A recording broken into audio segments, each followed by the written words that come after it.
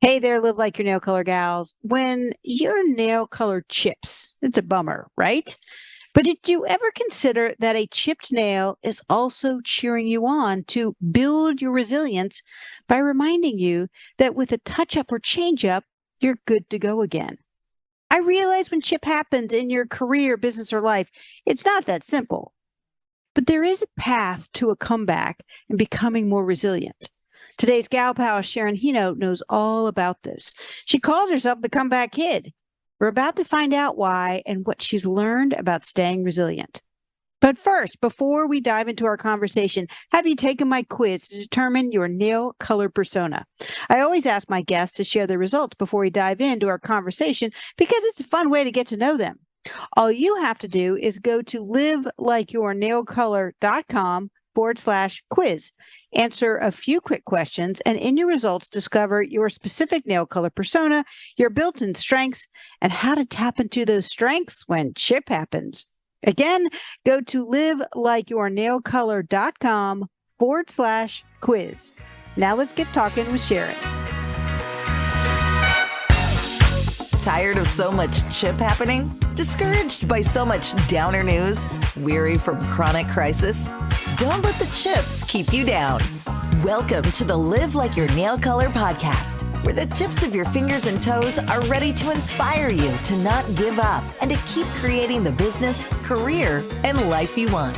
In each episode, we flip the chip and let our fun nail color with that crazy fun name cheer us on to remember our strengths, embrace the power of choice, see life as an adventure, and know resilience is only a touch-up or change-up away.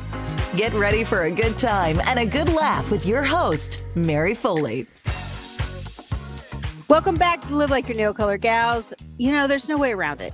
Chip happens on our nails and in our lives. Even if you're a naked Nelly, your naked nail tips break or they split, and before you know it, your sweater is snagged. Oh, I hate when that happens. The question is, though, how do you recover? How do you bounce back? For your nails, it might be as simple as a touch-up with a polish or a nail file. But when chip happens in your life, you need some additional tools. And today's gal pal, Sharon Heno, well, she knows a little bit about that. She is a licensed professional counselor and certified transformational coach. She also calls herself the comeback kid because she's had a transformation or two herself. And what we want to find out today is how she keeps coming back and staying resilient. Hey, Sharon, welcome to the Live Like Your Nail Color podcast. Hello, hello. Thank you so much for having me. I was super excited.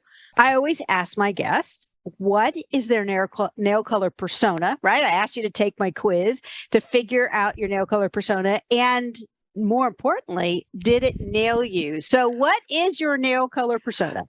So it nailed me totally. So my first nail color came up black, which Yeah. is so me to the T. The second, which they kind of, I feel like fell into both equally, was nude. So I went and had my nails done for you. People can't see, on a podcast, but I have my nude nails with my black tips. The description of someone who likes black as a nail color is that black reveals that you like to be in control of yourself and situations, that you're strong and sophisticated, and there's a mystery about you that intrigues others. So that is black. And let me, since you have Yes. like nude, I'm going to do that at the same time. And then you tell me Okay. how much this nails you. So when you like to have nude or really naked nails, right? So it actually might be a totally naked nail, or it might be a very light color, but it's a nude or almost looks naked. It says it reveals that you're not afraid to be your true authentic self and show it to the world, that you're modest, real, and sensible, and others find you soothing and supportive. So what about these that you Okay. really It's get all to- coming back to me now. I Yeah, think that's got a it. song. So the black, strong and sophisticated. The Mhm. control piece was definitely part of my story.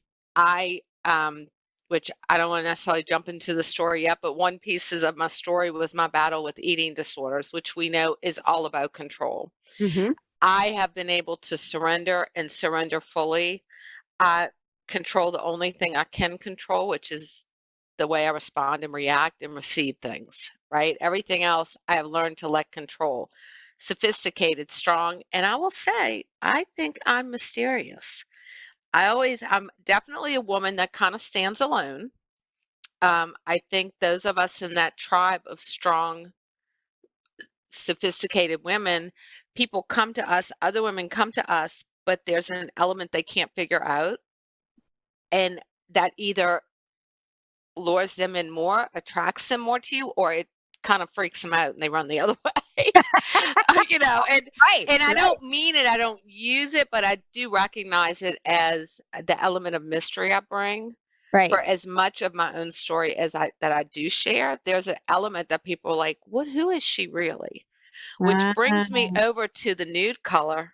I 100% today live and am my true authentic self. mm. I mean, and it's out there, but I think that in itself makes people think you're mysterious because no one can believe that you're 100% what you present. So, okay, so I've seen you both with the all black nail polish or nail color, right? And I've also, and I've seen you like today, you have mostly nude with basically a little tip, right? That Hmm. is of black. So with that combo. So here's what I'm curious. Do you normally like solid colors or do you normally like to go with a French tip? So this isn't even really a French tip. It's just an outline. Yeah, I agree. Um, Yeah, it's yeah, French tip-esque, but it could be yeah. considered like a nail design because it has So a little I different. think that's where my edginess comes in. If I go with a solid color, it's definitely going to be dark. It's going to be something, you know, deep in there. Every now and then in summer, I do go all nude with my nails because it's time for us just to take it off and be free, right? I That's take right. it all off down to the nail color. But once fall comes around, I go with the black, the dark grays, the dark Uh-huh. blues. But I don't know, my girl, she picks up on my vibe and she just plays. She's like, "Can I just have fun?" And this is what she came up with because I had black on prior to your show today. Yeah. Oh, that's cool. I I like it. was solid black. Yeah, I think it's fun. I definitely am edgy, even though sophisticated. I bring a little bit of edge in. I Mhm. say, if I could be singing on stage, I would be a rock star. But, now I just speak on stages, it's okay. That's right. And you're a rock star there. It's just a And I'm a different rock way. star. So I'm like, I'm going to make mental health cool and hip. I love that. Well, in fact, the fact that you like solid colors, right, Yeah, I do. says that you are what is for the nail color personas, and there's 5 of them, that you're a solid sister, meaning that there's a Okay. groundedness, there's kind of a rock to you, there's a solidity in a way there. And I bet that is how others experience you when, as you've been a counselor, I know you still are also now, even more and more in a coaching role, and that you're not going to be easily thrown off, right? You've been No, through enough yourself to go, nothing really doesn't surprise me, but you've learned things. And so there's there's a solidness that, when we're in a storm, we hold on to things that are solid, that we do not believe will be easily moved.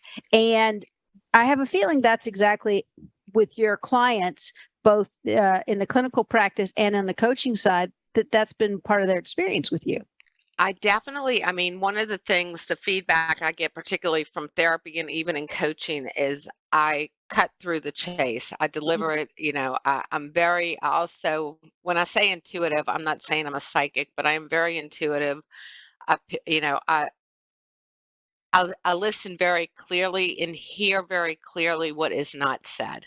Everyone's story is different, but there's things we can all learn. There's also some similarities that we can see ourselves in other people's story and kind of gain some strength as well as some new Yes. ideas from that, which is why I love women sharing their stories, particularly on this kind of comeback and bounce back way. And you actually call yourself the comeback kid, because when we were having a conversation once, that's what you said. So why do you call yourself the comeback kid? It's funny we're saying that, like my introduction, when they introduced me to come onto stages or whatnot, they say licensed professional counselor, um, transformational coach. stroke survivor to life thriver. And that is because I am a survivor of stroke. The prognosis was horrific. That only identifies one piece of my life story, right? I Yeah. have come back and come back, even if I may not have recognized it in the time that I was going through it, but reflective looking back, I come back stronger each time than what I was before. Mm. You know, it does not always reveal to me why I went through the circumstance. And sometimes I still am like, why did I have to experience that? But I do know the stuff I've been able to unpack, the stuff I've been able to move past in my life and grow from, even if it's just forgiveness and moving past, I am stronger place now than what I was before. I have more faith, I have more trust, I have more joy, overall just joy in my life. And joy is different from happiness and fun, right? Joy That joy sounds like is it's deeper. almost that celestial, I can't say the word, celestial. Celestial, yeah. Yeah, Mhm. it really is. Even if you're in the worst of the worst, you know, you have a surgery tomorrow, you still have joy because there is nothing but abundance of faith and what's on the other side of it, right? Mhm. And I'm using I mean, it could be, you know, anything with something you're hoping for or fearful of, but the reduction of fear in my life. Mhm. You know, Yeah. starting very early in my life, I was learned and was taught that the world is a very scary place. Um, and so when you build off of that, you work from a place of trying to control Mhm. things. You work from a place of definitely trying to prepare for what's in advance, you know, but you also work from avoidance. And so the core of who you are starts to just wither away, diminish away. But when you move past that and you start recognizing that the world is not a scary place, there are bad things that happen in the world, right? Right. And there are things that our guide tells us we need to avoid, and you know, things that we're drawn to, we need to be cautious and use wisdom in our actions and our steps. But um, that my dad taught me this is taught me to drive. He taught me to drive defensively, not offensively. But if you go through life defensively, that's a hard place to keep that up, Yeah. It's time. right? Yeah. It's exhausting, it's tiring, it chips away at who you are Mhm. as the key player. I mean, this is not walking through life thinking no matter where I go and what I do, I'm going to be okay and safe. Clearly, we make, you know, we make good decisions, but sometimes out of avoidance and trying to create someone that we're not, we actually wind up in very high risk situations. You said, you were a stroke survivor.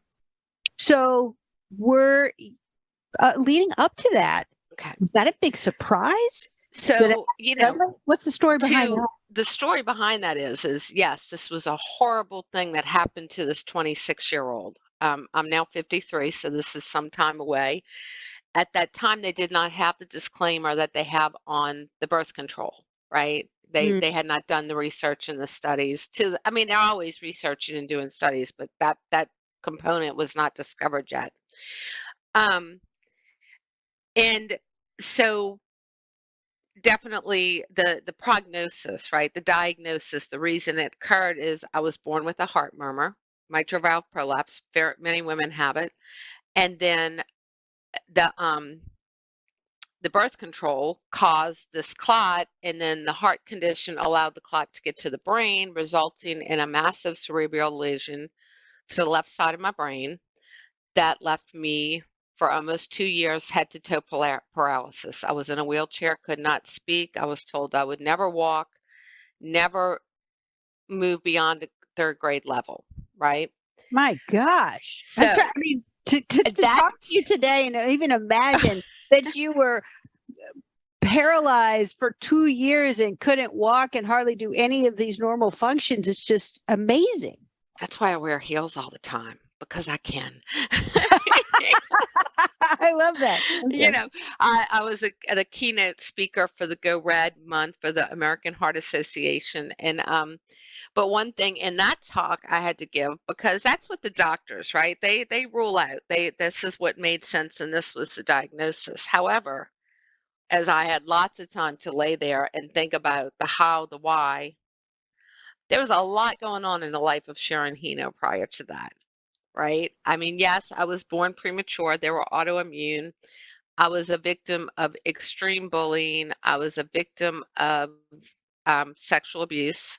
Hmm. My family was amazing in trying to protect me and pad me and keep me safe from the world, but that also created a very rebellious and I'm going to get out and discover it all on my own. The crowds I was hanging in and the activities I was participating in with these individuals probably put way more strain on my heart than what needed to be. And so the road I was on, I actually look at the stroke as a gift from God. I think it was his way of laying me out flat that I had to start over again without taking my life. And not once, even hearing the doctors say she'll never walk or get beyond a third grade level. I couldn't argue with them because I couldn't speak at that point. They're saying I'm never going to walk again. God did not put me on this earth for this to be the outcome. Like literally, I was like, there's no way. I don't know if it was my own like delusionally optimistic or just being cocky, but I was like, I truly, when I heard those words, and I mean, I heard him telling my dad he had to get a contractor to have a ramp put in at the house. I was like, yeah. I mean, it wasn't, it just never sat with me. And so now, when I was developing my program, and even when I was working and do work with, well, I don't work with trauma clients as much as I did, but my whole practice was around trauma. I find the people that did not let the events define them, did not let the they knew there was an end result to what they were experiencing now. There was hope, right? There was trust that through their work they would be in a different place. They made progress far more quickly than those that were like, this is my life. I just have to learn how to live with my life the way it is. And that's really what moved me into coaching, because therapy really teaches us to teach people how to live with their circumstance the way it is. I found once I got people stabilized, there was more, there was desire for work, there was desire for more. And so my program and in my work and reflected on my own life was what really moved them, propelled further. Stabilizing is not the solution, right? It keeps people stuck, right? But when you really want to surpass, and so I use the phrase a lot with in my talks is step into your divine. It's not because we're using words queen, but divine means surpassing excellence. When you really want to surpass excellence in your life, you have to, in a very raw way, look at what areas are you still having the old internal imprinted upon dialogue, right? My imprinting from being born premature, from having some health issues, from being premature, I've grown into my body, but I was very small. It's so funny. There's a picture I have of my kindergarten class, and I look sick. You know what I mean? Like I very physically look different than the other kids. And but I'm sure my parents came from a place of this girl was born at 6 months. In 1969, the year the incubator was developed and released. That's what I say, the comeback kid. Sharon arrives to the party early. God's got a solution. We move forward. Yeah. But my Right. mom and dad, I think, in a protective way, out of nothing but love from them, created some problems there, right? I grew up really learning that I couldn't do certain things. I learned that I wasn't as smart as, which is not as true. I'm smart as a whip. But and then, down to being a survivor of violent crime, which is a rape.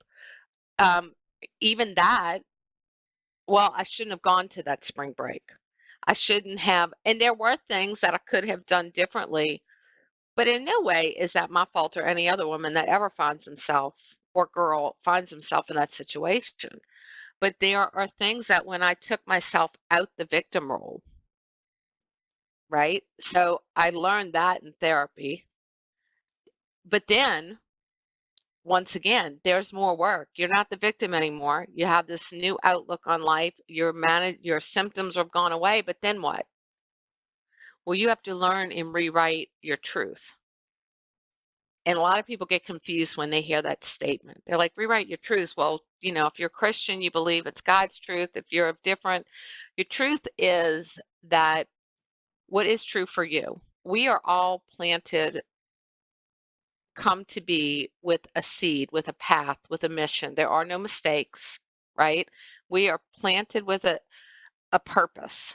One purpose, many missions. The missions might be the bazillion jobs we have along the way, right? Or maybe if you're like, well, I only have one job. Well, you probably take different roles in it, or you've done different things. I mean, one of your jobs could be if you're older in your life and you're keeping your grandkids, well, that job is to nurture and help with those grandkids. So that's really in where I am now in my speaking, is helping people to really identify that purpose, to help them identify missions for them to live out their purpose, but more importantly, to help them rewrite their internal dialogue for their truth. Not to lie to themselves, but to identify their true core truth. Well, that makes me think of this whole area of coming back, right? Being the comeback kid, coming back from a career or a business or a life challenge. And so many times, I know I'm in the challenge. I know I'm in this kind of really down place, but then to come back, you're saying part of that is to rewrite these imprints. Mhm. How do we identify what those imprints are from the past that could be holding us back, that up to that moment we're not fully aware of? How do we get in touch with those? So lots of times when you start discovering or a truth starts coming out, it's almost as though like, wait, okay, that doesn't make sense. Or I've been accepting this. And usually those things come out of when we feel like the rug's been pulled out, because we go in and look at things with a microscope. Let's say we're in a relationship and the guy up and leaves. I've had several. I've been left at the altar. And so sometimes I say God, universe, life comes in and throws us off course for a reason. And we have to be willing to look at it with a critical eye and look at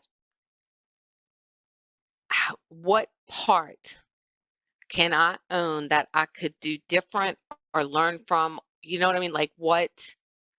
Because when I went back and said I do, I said I do because I felt like it was what I was supposed to do at the time.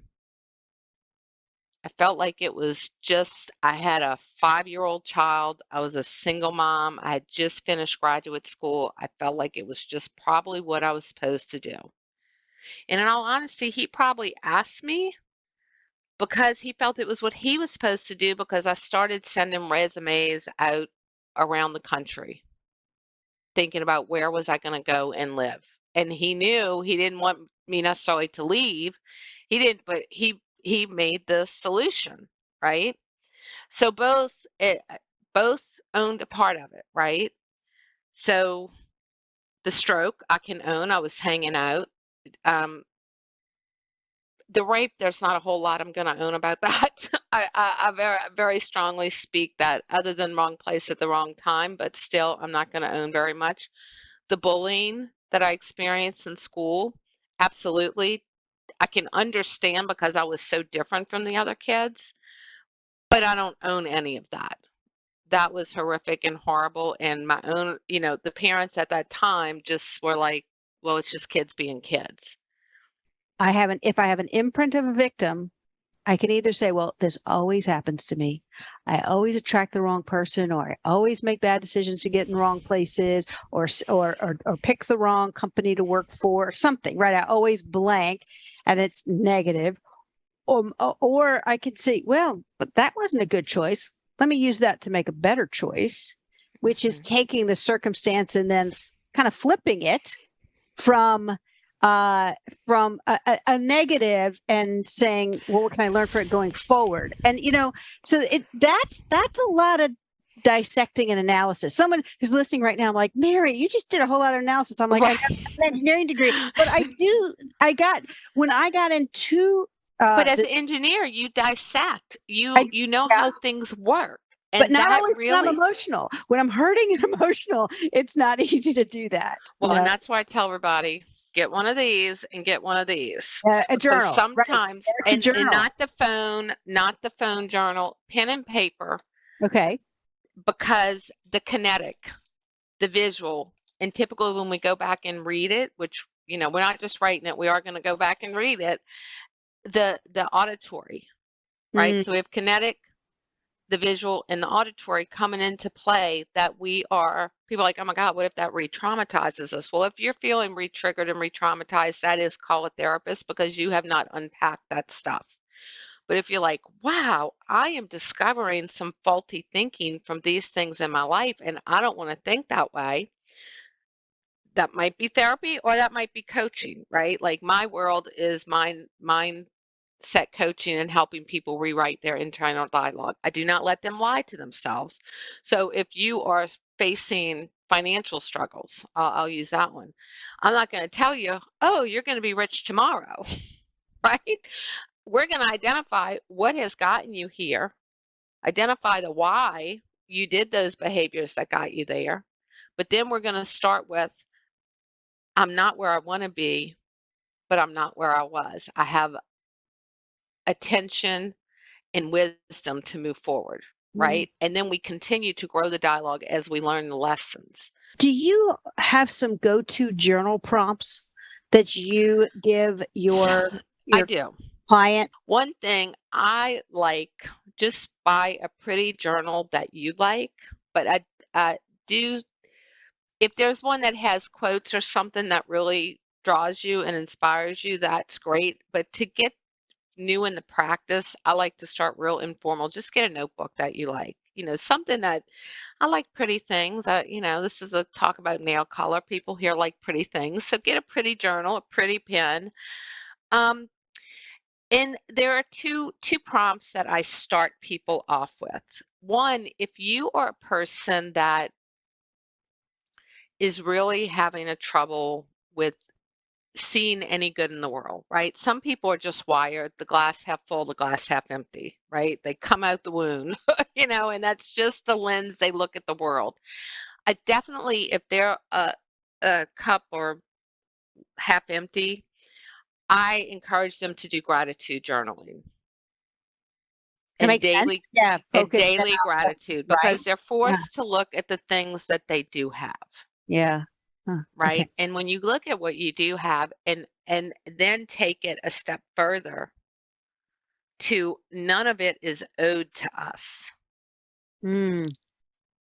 Right. None of it, because some of our truths growing up are, well, we're a child, so we're owed certain things, or you know what I mean? And yeah, by law, there are certain things that children have the right. But when you start a gratitude journal and you start looking, that just because you list, so I'm very blessed I have a roof over my head. I'm blessed I have food on my table.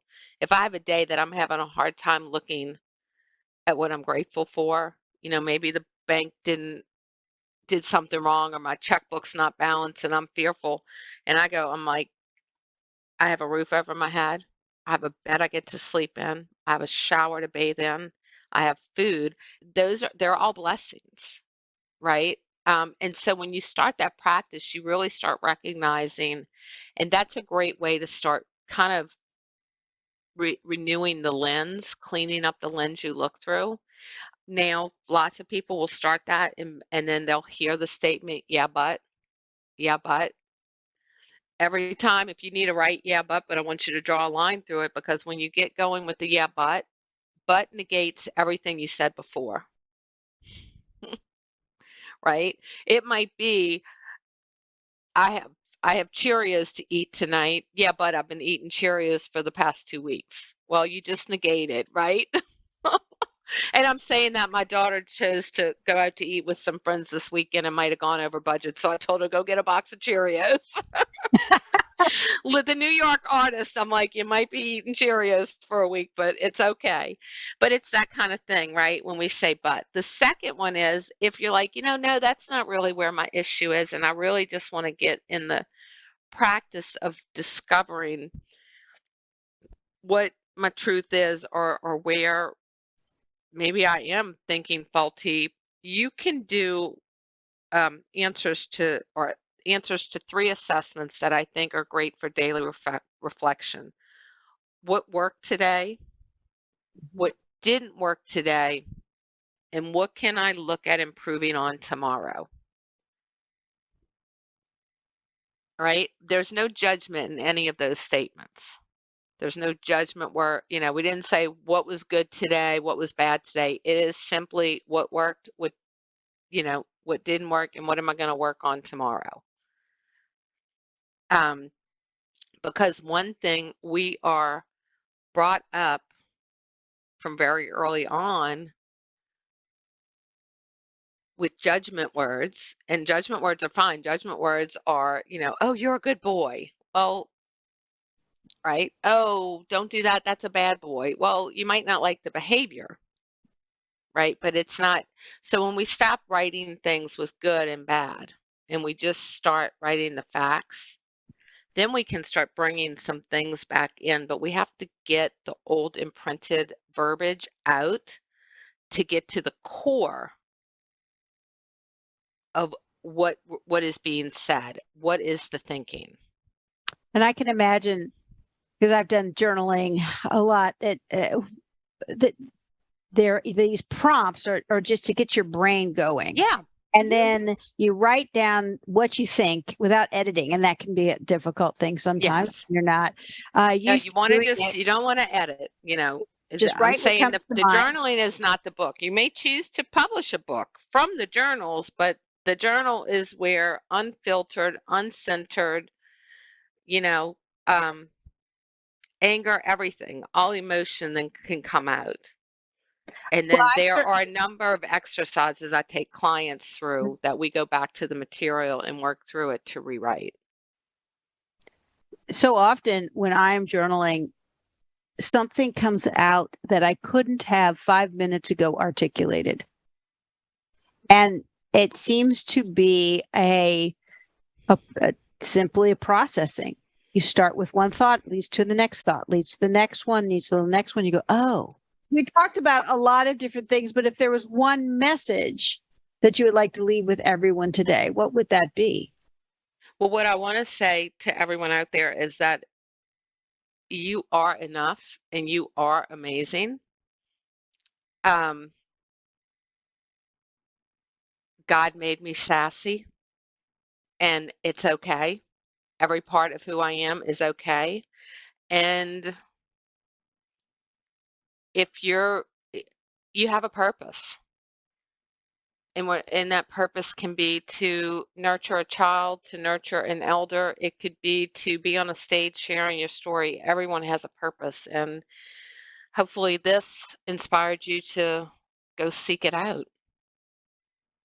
Well, I appreciate all of your openness. I mean, we go back to your nail color and the nude part, right? Is that you're so authentic, and you're just saying, here is my life. But let's talk nail color again, because if you could create a name for a nail color to inspire us to be that resilient comeback kid, what would that name be? I'm seeing like nude with gold shimmer coming through.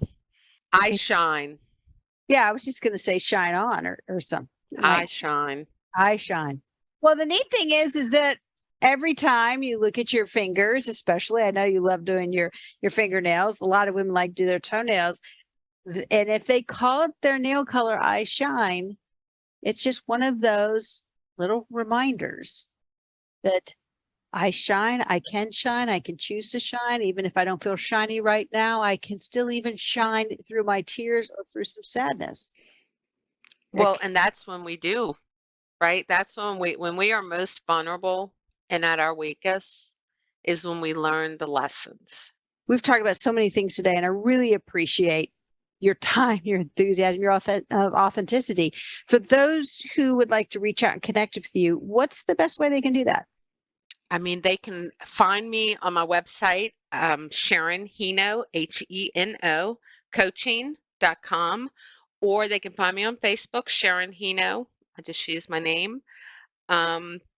I have Instagram, Heno26, and then LinkedIn, Sharon Heno. So I'm out there all over social media. I will definitely put all the links to your website and your social media contacts there, so anyone can scroll down and click You can on even put my email in if you want. I was, Sharon Heno at cox.net. Thank you so much, Sharon. This has been great. I appreciate it.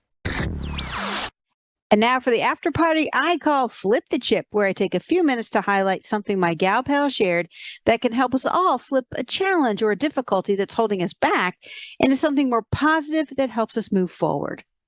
What I want to highlight today is how Sharon suggested using a pen and paper journal to sort out your thoughts and feelings so that you can start to rewrite the imprints of your past that may have led to faulty thinking and operating. You can get a pretty journal or a simple notebook. It works just as well. She offered a few journal prompts to get you started. Here they are. The first one is, what am I grateful for? Now, this is especially helpful when you have a hard time seeing good in the world and your life. But watch out for the yeah, but statements, such as, yeah, I'm grateful for my car, but it needs $300 of maintenance that I can't afford right now. These statements negate your focus on what's going right now. The second is actually 3 questions clustered together as a series of prompts. They are, what worked today, what didn't work today, and what do I need to work on tomorrow? These 3 questions help get you in the practice of discovering more about you and your thinking. There's no judgment in your responses, just the facts of what worked, what didn't, and what you're going to do to improve. Be willing to look at what part you need to own and need to learn from, and what part you need to let go of. Now, whether you use these prompts or other ones, or really none at all, journaling is a powerful practice. Doing this daily helps you gain clarity and insights that are the fuel to move forward. As stated in the article, Journaling for Mental Health on Talkspace.com, quote, journaling has long been recognized as an effective way to reduce stress, help with depression and anxiety, focus your mind, and organize your life. Personally, I'll take reduced stress, less depression, increased mental focus, and a more organized life anytime. And of course, you can use your nail color to cheer you on by simply putting on a new nail color and giving it the name I Shine, as Sharon suggested, so that every time you see your fingers or toes, you're reminded that you have the ability to be resilient, to bounce back better, and to keep shining. You can make good choices to create the career, business, and life you want, one step, one nail color at a time. Look forward to being with you next time on the Live Like Your Nail Color podcast.